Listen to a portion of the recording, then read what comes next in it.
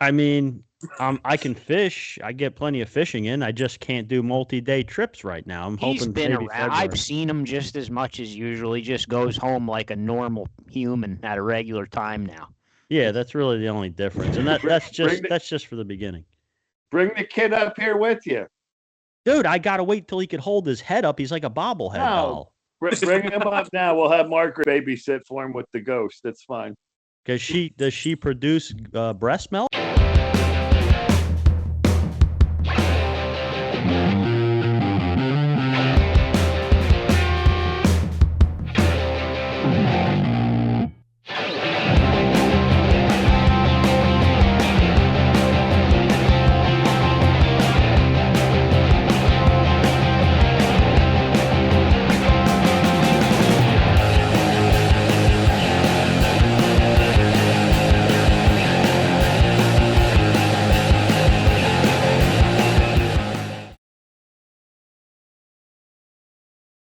Eddie Mackin's Rippin' Lips fishing trips. Eddie is out of the water. The boat is out, obviously, because that cove's frozen.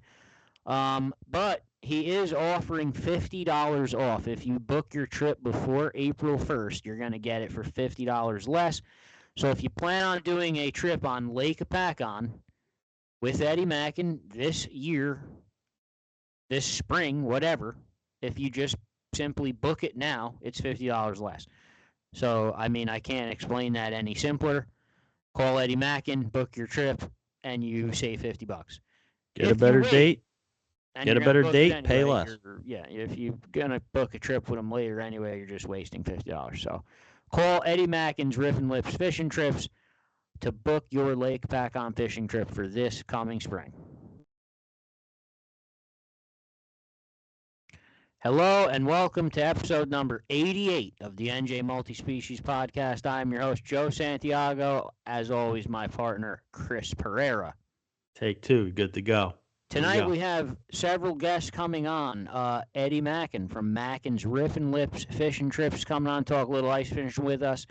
Joining him will be Captain Scott Tarnoski from the King's Ransom, making his first appearance after a long, hard-fought battle with impossible cancer to beat that he has almost pretty much beaten. Still fighting, still fighting to come back, but he's getting dramatic now. He's gaining weight. He's fighting fat. some infections. He's looking good. He's got to get fat. I told him he's getting fat. And he grew a weird porn mustache. You're all going to see that later on the show. If he comes on, you'll see his porn mustache he grew. Yeah, what's up with that? I don't know. We'll ask him about it maybe. Right. Other than that, me and Chris have been ice fishing every available moment we can. I think the past 3 days in a row, we've been up at about 4 a.m. On the ice by 6 because we know that any day it could just be gone. The outlook does look good, though, that we have a possibility of, definitely ice fishing this weekend for sure. Yeah. We did get a lot of snow in some of the places, North Jersey, and I don't think people realize how much damage like snow can do to ice that isn't that thick yet. Like how much it, right? Yeah, it makes first of all, it makes checking the ice harder because you can't see. That's the first thing it does. Yeah. Secondly, it acts as an insulation. You would think that it's good, but it's actually not because the thicker the layer of snow is on the top, it insulates the ice to a point where the ice won't grow more ice. Now, it may not lose ice, but it's not going to grow it either. So right. Let me say, let's just say if you had clear ice and you had 3 days of 10 degrees, you might gain 3 inches of ice. If it has snow on top of it, that 3 days, that layer of snow is going to freeze into crusty shit. And maybe the ice will gain 1 inch, Chris, maybe? It's like a delay. Oh, if you're lucky. Think about the way I explain it to someone that does, like when you tell people this sometimes and they don't know, they're like, well, I think, who was it? Someone the other day, was it Max? Probably always is. To explain to him that, yeah, dude, we're going to get 10 inches of snow. And he's like, oh, who cares? It's going to be cold. I'm like, all right. How do Eskimos stay warm in the frigid temperature? Like, think of an igloo. that's made of snow and ice, but because there's snow on the outside. Like snow is one of the greatest insulators you can have. It's just this has all pockets of air in it. It just traps temperature.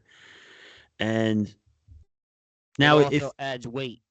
Right. So my point was going to be this: if you have a certain thickness of ice, like let's say you already have 7, 8, 9 inches of ice, and you get 10 inches of snow on top of it, it's not going to be near as damaging to that as if you only have 3 or 4 inches of ice.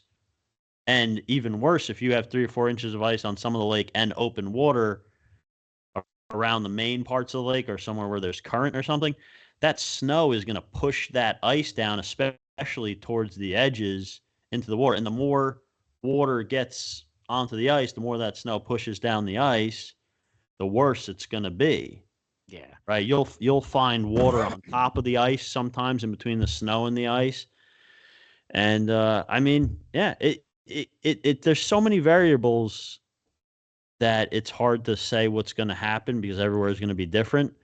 But I would not, let's put it this way, I would not, if anyone else listening to this, I would not assume that ice that was safe with 3 or 4, maybe even 5 inches before the snow remains safe necessarily. And I definitely wouldn't assume it's going to gain more ice.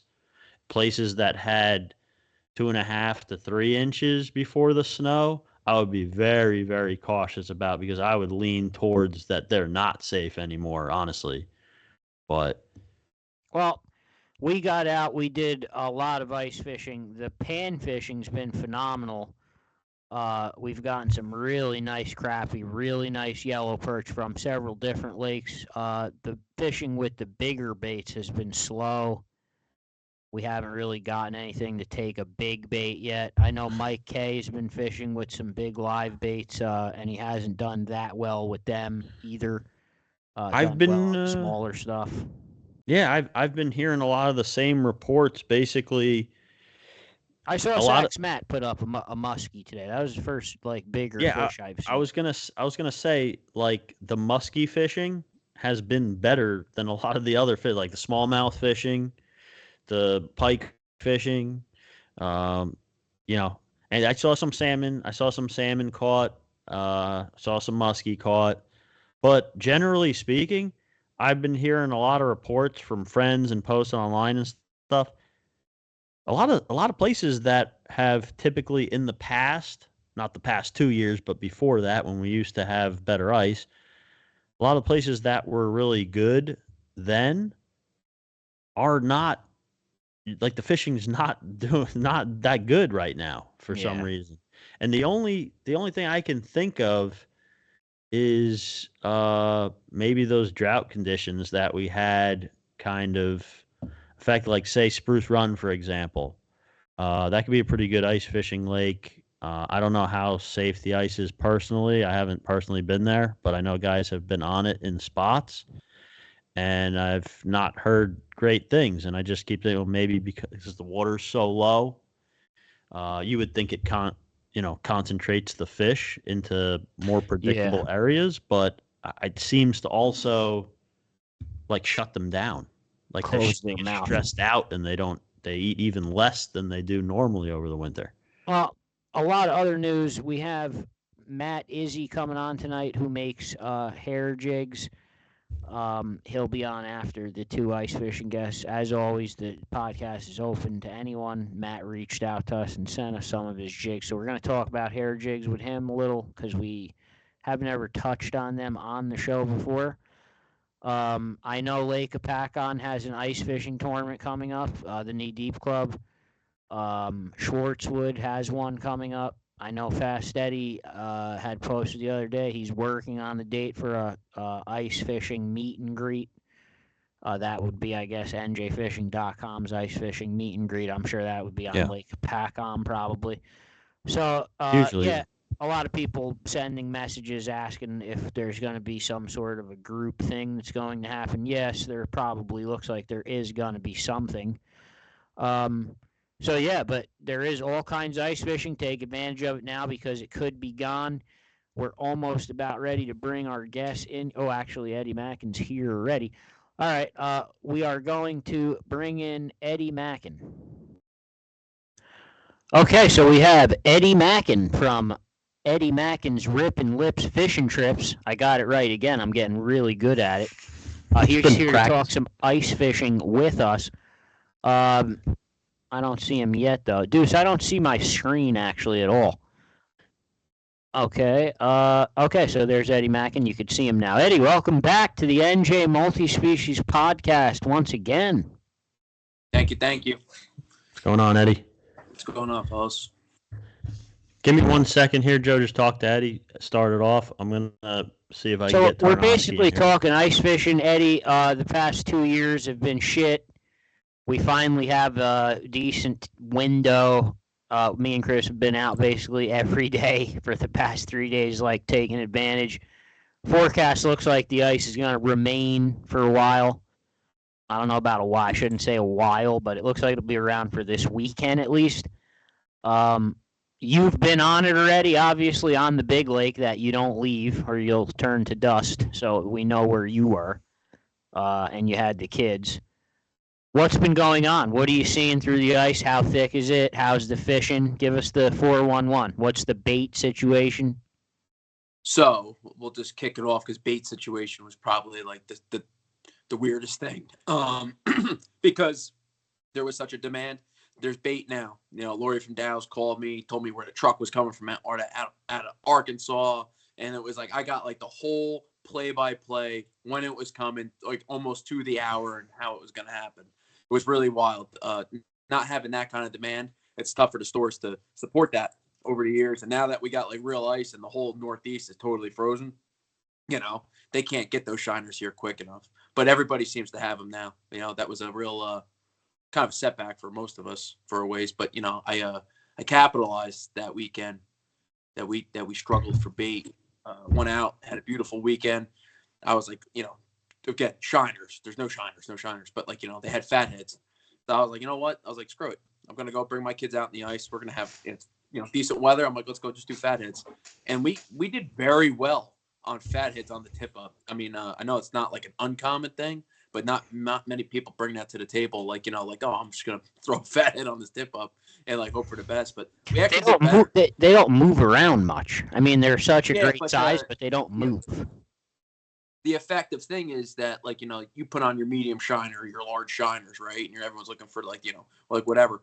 The perch, the crappies, they grab that thing 3 times. The flag just keeps going up, and then eventually they choke it down. You know, we had a lot of action. I mean, a lot of action. Putting those tip ups down there with the fatheads, and just like, you know, every 15 minutes or so, 10 minutes, just go check the tip up. You know, and we were fishing halfway down the column. So like, and we were 5-6 foot of water. We were literally 2 feet underneath the spool, and like, you know, the fish would come way up to come grab that, and like there was a full commitment from the fish. And let me ask you this. So I know, like for me personally, I'd find it just a pain to like change the hook outs. Did you change the hooks out? Do you change the hooks to a smaller hook for the pad? It was totally just barbaric. We used the same hooks, like the 1.0 like octopus that I've been using forever. I just jammed them in there, threw them down, and I was like, you know, hopefully my kid catches a fish. And like we just could not keep fish off the line, and it worked. It was very effective. So it didn't even matter. The big hook, little smaller bait didn't matter. You could be a little bit more like meticulous about it, but yeah. All right, well, let me know when he's in. Yeah, we got another special guest here. Join us, Captain Scott Tarnoski. Pause.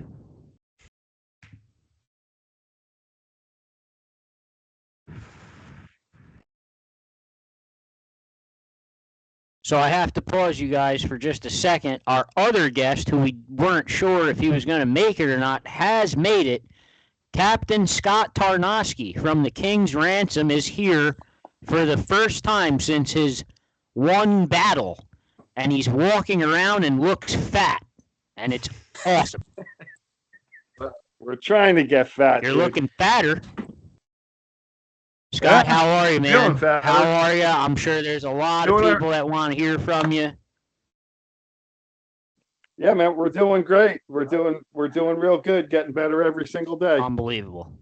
Good stuff, dude. Good stuff. Yeah, it's been a wild trip, man. I'm kind of jonesing now, though. We got ice right across the street. The bay finally locked up. We got snow out front. I'm stuck here looking at it through the window, but hey, it's all Hey, good. you know what? Those guys might get to ice fish, but they don't get to come on the Multi-Species podcast and talk about ice fishing.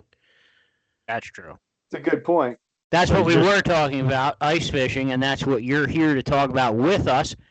I used to actually. No, you're not talking. Wait, we have the best ice we've had in 10 years, and you're not talking about trout fishing for stocking right now, dodging ice flows and freaking 10-gallon buckets worth of leaves.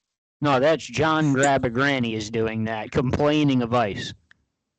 Ah, yeah, well, that's John. And if he's not complaining about something, what's he doing? I'd imagine I would think he was dead if he was. We have Eddie Mackin here. Did you say hello to Eddie? The greatness, the great one, Eddie Mackin. There he is. Yes. Thank you, Scott. Thank you. Yes, dude. Very good to see you, dude. Good to see you. So, Chris, how are we going to start? This was your conversation you wanted to have about ice fishing. How are you going to start this off? I just wanted to look. First of all, I did not schedule us. I scheduled the next 3 months out for the podcast. I did not put one single ice fishing episode in the schedule because I figured I would jinx the whole ice season if I did that. Respect. So now that we have ice, it's pretty thick. We have good amount of options. I figured we'd throw a last-second ice fishing half an episode together before the other guest comes in. Well, let me start right off the bat with this because I just want to annoy him. Eddie, people are seeing the videos of everyone chasing flags. They like it. They're posting they want to try it, but they don't have the gear. When will we see ice fishing trips from Mackin's Riff and Lifts? No, man, that's it's going to be something in the future. I never betted on it. I never took the time to invest it to do it because it was never a sure thing. And plus, no, and that time of year, this time of year, or whatever time of year you want to call it, I'm deep in the woods. I'm still hunting. Like, it's my time, like I'm still going, He's still swinging in the death diaper. Yes. Yeah. Let me translate. He doesn't want to stop hunting, so he's too busy. I'm gearing down. I'm coming back because after this ice comes, there's the big lake's locked up now. The big lake's got 5-6 inches ice, pretty much all across Lake Hopatcong. So a lot of those spots that we always want to get to or haven't been to in a decade, I'm going to try to be there. I want to be there. I got to be honest, like in New Jersey especially, I'm sure it's got the same thing in upstate New York, even though you do have more water. When that first ice, when the places first start freezing, I avoid those public places like the plague, like the back coves of Lake Hopatcong and like that first cove of Bud Lake. I won't go anywhere near them. It's just a nightmare to me. There's like way too many people. Oh, but you're saying so now Lake Hopatcong is from, and this is not to say don't walk out there. Anyone listening to this, don't walk out there just because someone says the ice is safe. You still need to check it when you're going to a new spot. But you're saying that it seems like most of the lake is frozen, even to walk to different spots and stuff on the main lake. Bigger coves, a lot of the main lake points, a lot of those places that are 40 foot of water, 50 foot of water. Those guys fished this weekend. They had 4 or 5 inches out there, and it's been nothing but cold since. So I mean, like the thing that I have to say about ice fishing, and it's good that Tarnoski's here because when he lived in Jersey, I used to get to go ice fishing with him a lot. There was days out on the lake, right, Scott, when the fishing just wasn't that good, but you could always pull out your jigging rod and just jig bluegills for hours, and that was fun. Yep. I mean, and you're a charter boat captain from Sodus who catches giant salmon, and you're giggling like a little girl jigging 7-inch bluegills. I mean, ice fishing brings out the child in everyone. Am I not right? No, you nailed that. I mean, I'd take a 5-gallon pail of bluegills and perch over a 20-pound salmon to eat any day of the week anyway. So What about a stock stream trout? How do those taste? Tream Strout. Can you clip that? Timestamp and clip No. it. What did you say? No, that's dude, A tream trout. Tream Strout. That's not even an option this time of year. Do you feel the wild trout tastes better than the stockies, Scott? I don't know. I don't eat them, dude. I usually just throw them up in the bank for the raccoons to take care of them. I hate wild trout, dude. I can't stand brook trout, brown trout. Every one of them needs to be eliminated. This is clip heaven. Clip heaven. Yeah.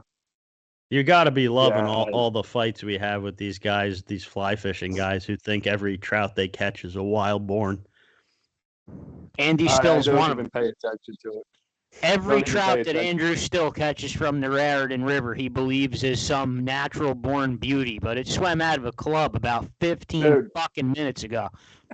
Andrew Still catches freaking 6-inch rainbow trout down at Duke Island State Park, and he thinks that they're steelheads running up the Raritan River, dude. So we're not even going to go there. That's picking up too many lead batteries and sucking in the acid from them. All right, let's get back to the ice fishing. So, hey, Chris, getting back to fishing now, don't avoid public lakes, daily ice. I mean, I'm not going to say because I don't want to blow any spots out of the water. There's phenomenal fishing on Lake Hopatcong early ice, and you're the only shanty in sight. You got to spread out more. State Park and River Styx aren't the only two places you have to fish on Lake Hopatcong. And any lake is like that. If you can get on in New Jersey in a public spot, I mean, people are going to see you. I mean, you may get one day in there, but the next day there's going to be people there. Lake Hopatcong's one lake where I have to say I've never done well. And I always fish the knee-deep contest. I was talking to Fast Eddie about this before. I've never done well there. Eddie, obviously, you've done well there, I'm assuming. I never have. And I go to, like, the spots where I would go that are good with my boat. Yeah, see, you can't do that. Yeah. Like, it's a totally different thing. It's totally All right, so let's talk about that. You're approaching a lake. You're approaching a lake that you know like the back of your hand from a boat. Now you're approaching it from the ice. What season are you on your boat that you know this lake? Like, what season have you fished it? Let's say spring, because that's when everyone knows. That ain't gonna help you. No, like we were. Got to find the bait, Joe. You got to be where the bait wants to be. We caught fish in like less than 8 foot of water in like the late fall, almost December, like doing jerk baits, like real slow, doing all that stuff. Like those fish are still there. They don't leave. You know, they're still in the area. But you're not going to set up on those fish and expect to try to catch them throughout the entire day. You're going to get like power hour, and it's no different than anything else. What do the hybrids do with the ice? Dude, I've only ever fought them one time. 20 years ago. You know, one time? Yo, 1 year. I don't know what year it was. 03, 04, something like that. Dude, when it snowed every single day when I was like a little kid, we went out on that lake every single day at Chestnut Point in 40 to 50 foot of water, and we jigged blue and silver Nils Masters, like those, you know, they're like real fat. They're like a fat wrap, like the Rapala makes them now, kind of. And that's what we did, and we caught 5, 6, 7 pound stripers through the ice. It was nuts. That's amazing. Right. But I'm not kidding you. That's a history lesson. That was 20 years ago, dude. And you never tried it again, or one just year never that happened? What year? That was 03 or 04. I have a picture of it. I have to, me and my brother, because it was a snow day. It was like March, in the beginning of March, and we have these big stripers that we're sitting there in front of the bait shop with, Scott, another question I have to ask for Tarnoski. Were you ever able to fish Round Valley, ice fish it? Yeah, I'm old enough. You are old enough to have seen it frozen? What was ice fishing Round Valley like? Horrible. I gotta say, I did this also. This guy is an unbelievable guest with amazing insights into everything. Well, he's probably fine. No, it's just it's not what everybody gets hyped up about. I mean, it's you can sit out there. It's not the same as jigging lake trout in the fall. It's it's okay. It's something different. I'd rather fish the swim area at Round Valley and pull 8-pound pickerel through the ice all day long instead of sitting out there for one sub 20-inch lake trout. Well, I've heard that the swim area is kind of taking a downward spiral too. Like a lot of guys been taking fish out of there for a long time, and yeah, it got beat to death. But there's still good fish in there. yeah. I mean, I'm kind of with sure. Scott too. I did get to ice fish Round Valley. What was it? I don't know, 2015 maybe, 2016, somewhere around then. It did freeze again, and I got out there a couple times with a couple of guys, and no one was able to get anything. But I did talk to a couple of guys who jigged a couple of lake trout. But like Scott said, it's nothing like I've since then been up to like Lake George to do it, and it's just so much better up there in upstate New York. But I want to Scott, for anyone looking to travel, even though we do have ice here in New Jersey, there are some other options up in upstate New York. Like, do you want to real quick just give what's going on up there? What's frozen? What's good? What's worth the travel up from New Jersey to upstate New York right now? Everything's locked up right now. We had some awesome reports out at Oneida, but right now I think you kind of need a machine to fish out there. You got to have a snowmobile or a quad, because unless you want to walk 3 miles. But Chameau is popping. Tyler's been getting just massive walleyes out of Chameau. Good perch fishing up there. That's a really far out, right? Yeah, but he's got a couple spots that he's catching, 8, 9, 10-pound walleyes regular that are a couple hundred yards from the car. God. But he's got a couple of your guys coming out with them on a Wednesday, I think. We don't have guys. They're lying. No, Phil's your guy, dude. New Balls? New Balls is your guy. You know that. Whatever. I'm kind of stuck local ice fishing for now because of the kid, but otherwise I'd be taking some trips up there for sure. Put your foot down now, Chris. Put your foot down now, dude. Just go. Right. Yeah, right. What are you gonna do? Give the kid back at this point? No. He puts his foot down, that leg will come off. I mean, I can fish. I get plenty of fishing in. I just can't do multi-day trips right now. He's been around. I've seen him just as much as usual. He just goes home like a normal human at a regular time now. Yeah, that's really the only difference, and that's just for the beginning. Bring the kid up here with you, dude. I gotta wait till he could hold his head up. He's like a bobblehead doll. Bring him up now. We'll have Margaret babysit for him with the ghost. That's fine. Does she produce breast milk? Because the kid needs like breast milk every hour to 2 hours. Dude, this podcast just went right down the shitter in a hurry, dude. I'm telling you right now. You think this conversation we're having right now is what put this podcast in the shitter? Andrew still said this shit got old after episode 3. But now, Chris, seriously, all the Adirondack ponds everything's locked up here from southern tier all the way up. Chinego Lake's got great perch fishing going on now. The Adirondack Lakes, the pike fishing's been great. Long Lake, Racket Lake, Indian Lake. Upton's got great lake trout fishing going on in it now. There's always something to catch up here.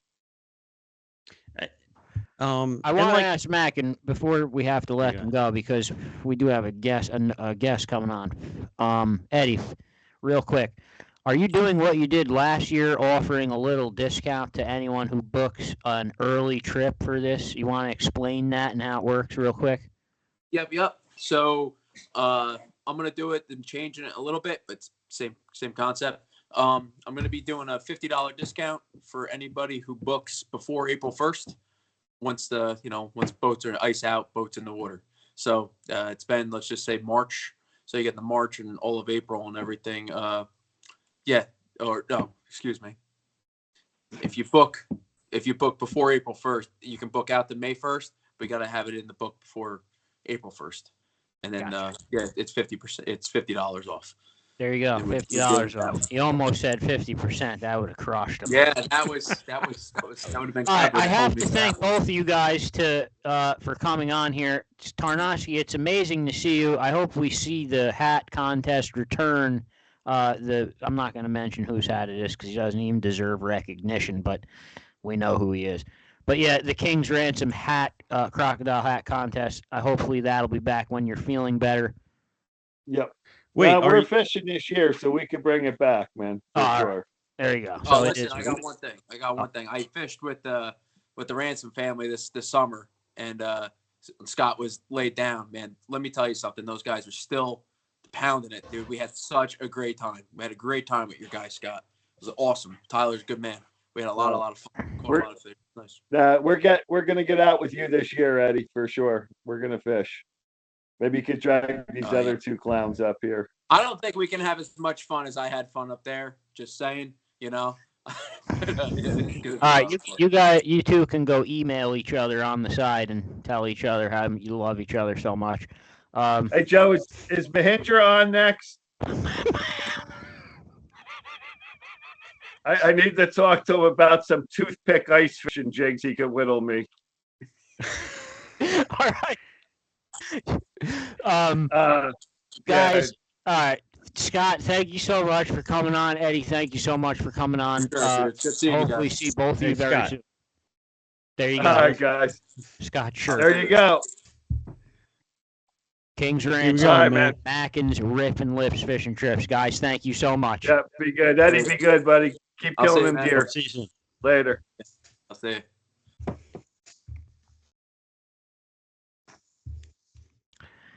Yellow Dog Paddle, Mike Herman, we know that he had a phenomenal season last year, especially now after looking at the Skillful Angler board, some of the fish that he put up and the collages. Just a phenomenal year for him. He is now booking trips for the 2025 season. He's already booking Round Valley trolling trips for March. These trips do book up fast with Mike's availability. If you want to troll Round Valley during that prime time trout season, try to book your trip with Yellow Dog Paddle as soon as possible. I think Mike said a little later in March or even into early April, that's when he starts to move on to Merrill Creek more. But yeah, the trout trolling trips are already starting to book up. So call Yellow Dog Paddle today if you want to get in on one of these trolling trips on New Jersey's two deepest reservoirs. So we're going to have about 15, 20 minutes. Try not to let the air go dead. When you see yourself pop into that box with me and him, that means you're on. If no one's talking, just try to talk or just, don't let it go dead. Just try to keep going. Oh, we're not going to let it go dead, but basically. Yeah. Yeah. All right, give me a 10. Don't be scared. You talk. You say whatever you got to say. Don't wait for us to, Yeah, all right.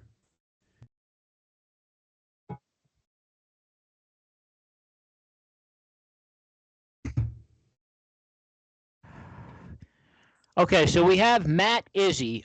3 years ago, started tying hair jigs and other stuff. Sent me and Chris a bunch of samples.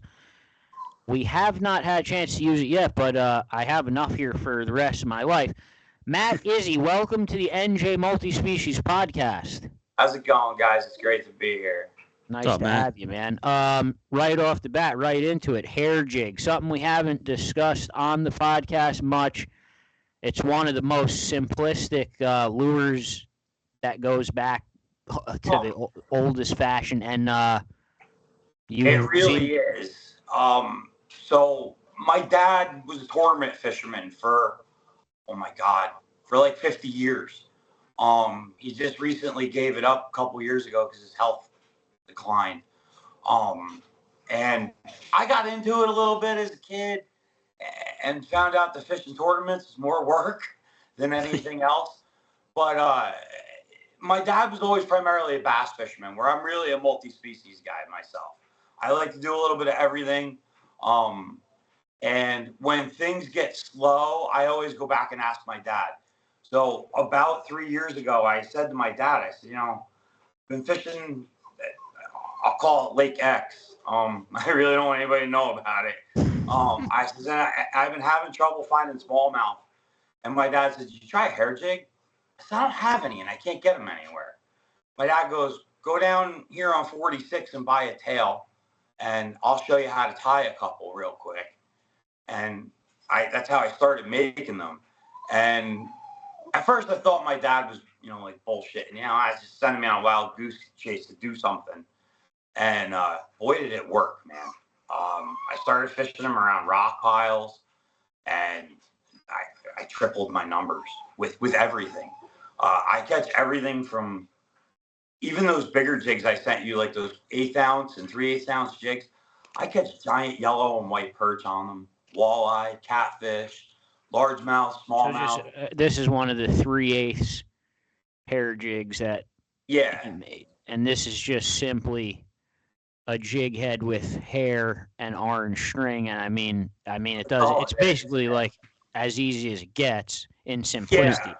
I'm not reinventing the wheel or nothing, Let me ask you something though. Does this get tipped with anything, or do you just fish it just like this? I like, in certain situations, I like to tip them with stuff. If I'm fishing in rock piles, I like to tip them with a gulp Helgramite. And then even if I don't want a trailer, what I'll do is, I wish I had one in front of me to show you.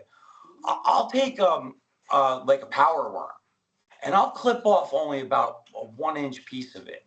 And I'll take it and I'll push it all the way up the shank of the hook, all the way up, tuck it underneath, and it'll poof the fur out just a little bit. But it also gives it a little bit of scent, because just something for them to pick up on. Because other than appearance, the bait doesn't do anything. It doesn't make any noise. It doesn't shake. It doesn't. It's a do nothing bait. It really is. But a lot of the stuff that the fish are eating are not doing much either. Yeah, it's the same thing. I mean, and guys really say they're a springtime bait, but I catch fish on them all year round. I use a lot of light line, a lot of spinning gear, and especially for largemouth and smallmouth, I just crush the fish with them. I know guys that trout fish that this is all they throw is a hair jig. They'll throw this all year for trout and not even change. I'll make them down to a 64th ounce. That's really as small as I'll make them, only because like I'm old, man, and I have beat up fingers. Like I can't think of hard to do. Other than ice fishing, I can't think of any other reason where I would even want anything smaller than that. I think a lot of times 132 or 1/16. Smallmouth fishing. I smallmouth bass fish a lot, and I use 1/16 and 1/32, but I'll use 1/64 every here and again, and it works. It's really? Sometimes you need that fall. It just needs to be that slow sometimes for them. Do you put a good amount of hair on those smaller jigs so that they still have a nice, pretty big profile, or do you make a really small profile with them?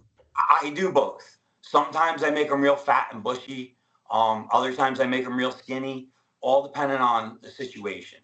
Like the ones I'm using now for ice fishing are real skinny. They're real thin, small bit of hair. But the stuff I use in the spring and the early summer for like crappie and perch, stuff like that, I make them much bushier. Especially because the panfish, you'll catch so many fish on one jig that no matter how well you craft the jig, they'll fall apart. They're panfish are like piranha, and they just hammer the fur to pieces. Now, I didn't get to see the jigs yet. Joe lives closer to the PO box that we use, and he has them. I wanted him to bring those small ones for ice fishing the other day, but he forgot them. He forgets everything. That was my fault. Yeah, he forgets but his net. We're still gonna have a lot of ice fishing left. Don't worry. Oh right. Yeah, there's I'm planning on going out tomorrow morning actually. So these ones that you've made, because when I talked to you on the phone, I said I wanted to use them before we had you on, but it didn't happen. But I told you, if you could send some of real tiny ones we could use through the ice. Like I'd love to try them for that. And I sent you obviously a couple that you could definitely use through the ice. I sent you guys a couple smaller ones. because around here now, and I think everywhere really, you can't get mousy bugs anymore.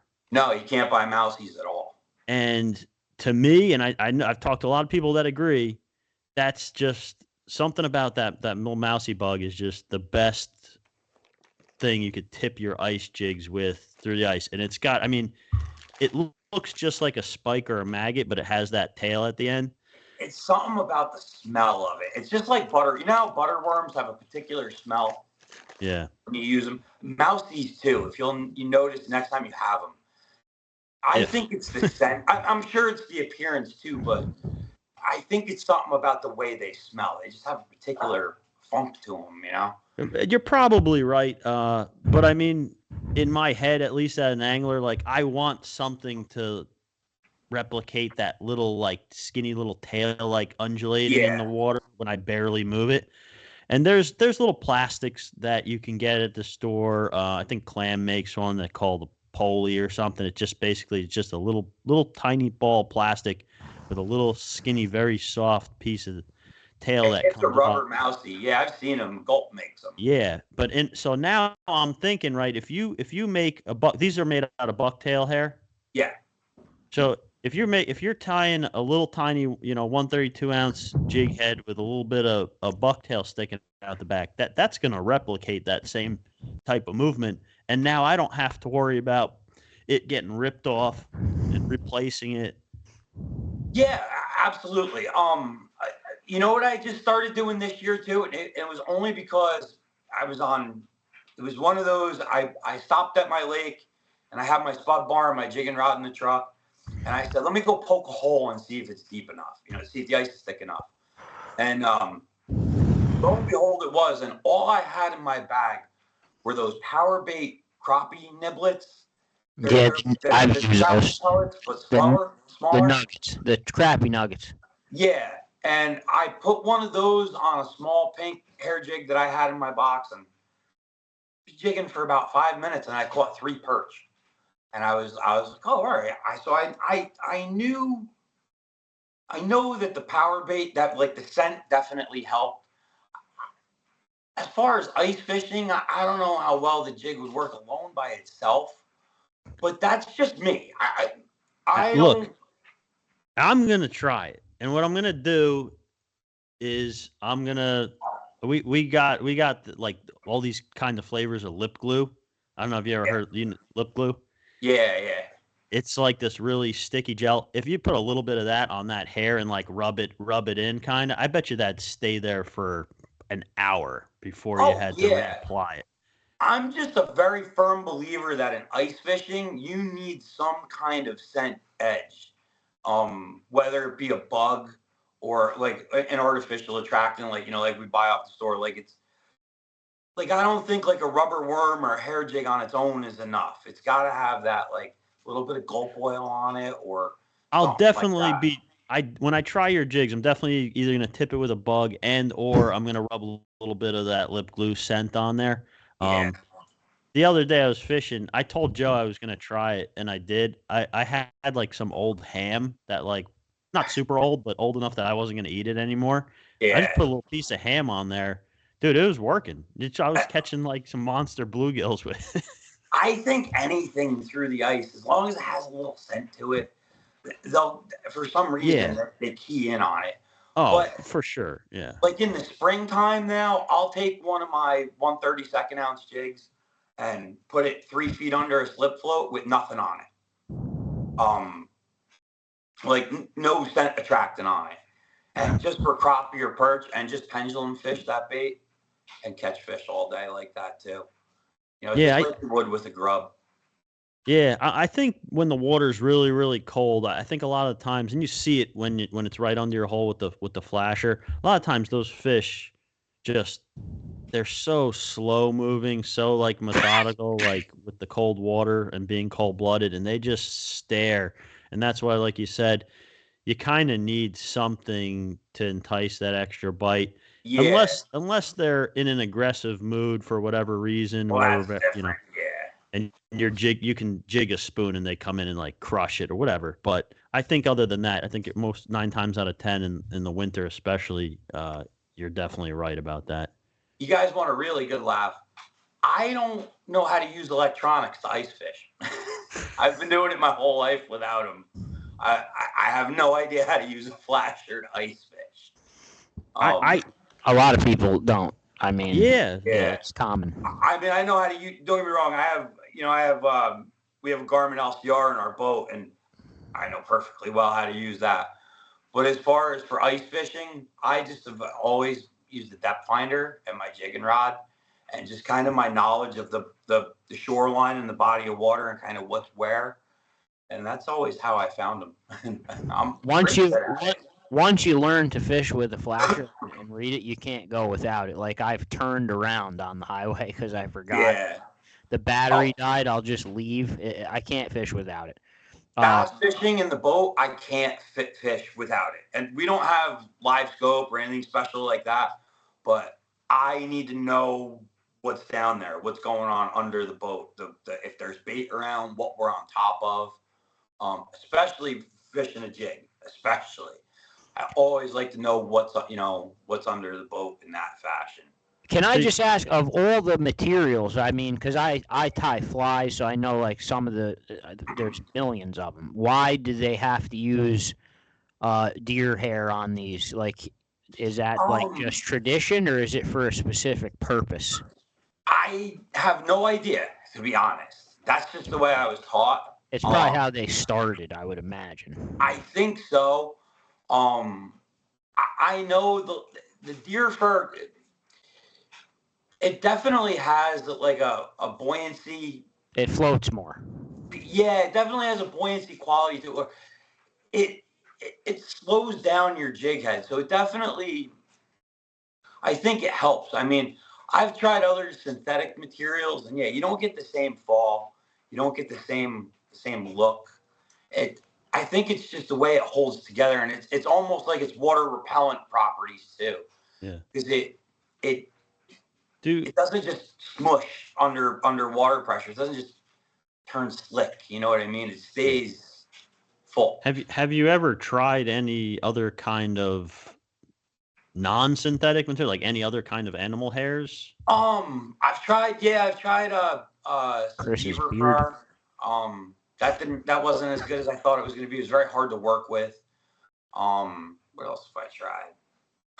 I actually tried, as a joke, my dog's fur from brushing out his fur, and it just looked like it would make a cool, bushy jig. Yeah. And yeah, it was a nightmare. My buddy Artie passed away a couple years ago, but he used to tie some flies, and he would, I think it was just kind of so that he could say he did it. He'd do this, he'd put like his dog's hair. He'd like put some of his like ex-wife's hair in it or something one time, and I think just so he could say he did it. But this other guy that we knew who made like all kinds of flies and stuff, he swore about polar bear hair. But this, I made the same face. I'm like, how the hell did you get polar bear hair? Thinking about it now too, there are I'll use moose mane once in a while if I can get my hands on it. It's expensive for a little patch of it. Yeah, same with the polar bear hair. Like he's like, if you want to fly with the polar bear hair that I've been using and catching these fish, it's like whatever, like $100. I'm like, nah, I'm good, man. Yeah, that's out there, man. Matt, so if somebody watching the podcast wants to get these hair jigs and purchase them from you, how do they do that? How do they reach out? You can just reach out to me on Facebook. Matt Izzi? Right now, yeah, Matt Izzi. I think right now it's a picture of me holding up Sand Shark with some goofy glasses on. Yeah. And that's Facebook or Instagram too? Just Facebook. That's all I have. I mean, and then if anybody, I'm on the multi-species mayhem page. I mean, you guys can reach out to me through there. Eventually, I'm going to make a Facebook page for it when I have some time, when I'm not working. Absolutely. And you know what's cool about someone you may say, oh, it's a hair jig, like I could buy some hair jigs at the store, but those usually, if you can find them decent ones, they really usually only come in like 2 or 3 different colors. And I mean, I'm imagining if someone wants to buy some from you, you could pretty much make any kind of color combination that you have. This is like, it's hard to see. Yeah, like you can't see this, but it's literally like there's enough in here forever. I went a little nuts when I sent you guys that stuff. Yeah, I sent you guys pretty much 1 or 2 of everything. Yeah, you definitely don't. You're not going to ever have me or Chris as customers because we're stuck forever. So, but maybe. I sell them really cheap too, believe it or not, just because I like trying them. Okay. So like I sell like from the ones with the bigger hooks, like the 1.0 and 2.0 hooks, from like 16th ounce to 3/8 ounce. I sell those for like $2.50, $3 a piece, depending on the color you want. Do you make big ones for like fluke fishing too, like 2, 3, 4 ounce ones or no? Yes, if someone wants to send me the jig heads, I'll make them for them. There's pretty big. Well, what if I sent you a deer tail? Would you make me jigs from my own deer? He just sent you a whole bag of like a lifetime supply. What, you're asking him for more now? No, I'd pay for it, but imagine having like a set of jigs made from a deer you shot. Like that shit's cool to me. I actually I could do that. Yeah, before I started hunting, I got a deer tail from my former brother-in-law who was hunting. He gave me the deer tail. I cut the hairs off and tied a couple of my own jigs, but I don't really know what I was doing. They kind of sucked. I see there's pretty big buzz baits here too. So I don't do them a lot, the buzz baits and the spinner baits, only because as great as they look, they don't perform. Oddly enough, like they don't perform like the jigs do. I don't catch the fish on them. I don't catch the fish on them. I do when they're, when you have the regular silicone skirts on them. This is really? I mean, anybody who wants them, I'll make them. I'll make them and send them out. I mean, I guess the only difference would be maybe the silicone skirts probably maybe work better when it's something that's more aggressive, something that's moving fast, whereas the hair jigs is like a much more subtle kind of thing. Like that's where they shine. Yeah, it seems like whether the hair is moving or not in the water, it still takes that stationary pattern. Yeah, it doesn't change. And no matter how still you think you're holding a jig, whether it be under a float or through an ice hole or pausing it on the bottom or whatever, those hairs in that water, they're still gonna be moving just slightly, almost like a fish, like a fish. Yeah, like, and I think that's the key to this baits, like that they're simple in that way, and it matches nature. I mean, the other way is also right. When you want to attract a fish in and they're super aggressive and you're imitating a dying fish or a spastic fish, then yeah, obviously that's going to work.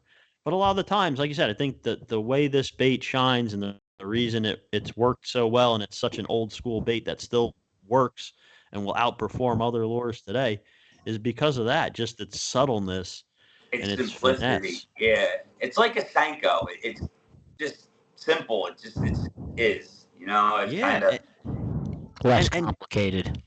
Yeah, and guys, there's new, the nature of the business of the lures and stuff is there's always new stuff coming out, and you heard the saying, sell it to the fisherman, not the fish. And that, I mean, that's what happens, right? You see a lure, and I've fallen victim to it too, more so in the past than recently, but you're like, oh man, that looks just like a fish. Look at all those joints. Like it looks like it'll move just like a fish. And it kind of does when you look at it. You're like, oh wow, look at that in the water. And then, sometimes they work, and sometimes you're just like, it's your 8th trip and you cast it at 10,000 times. You're like, man, it looks so good. How has this not been eaten yet? I fell for it with the Bandito bug. The greatest looking bait. Guggen makes it. When it came on the market, I'm like, this is the greatest looking craw imitation I've ever seen. I have them in every color and every size, and I barely catch fish on them. it's just the one I fell for it, you know. Like you said, sell it to the fisherman and not the fish. Yeah, one more question just before we let you go here. It goes back to, I wanted to jump in before when you mentioned the trout. Joe said a lot of guys throw these hair jigs for trout, but it's not 100% true because I think most of the guys that throw the hair jigs for trout are throwing marabou hair jigs, not bucktail jig heads. And yeah, some guys are. I know I'm not.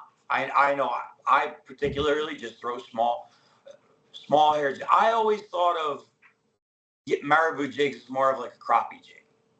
okay. At least that's how it was always marketed to me, you know. But I know, like, I just started last year throwing these small hair jigs for trout. Stockies love them.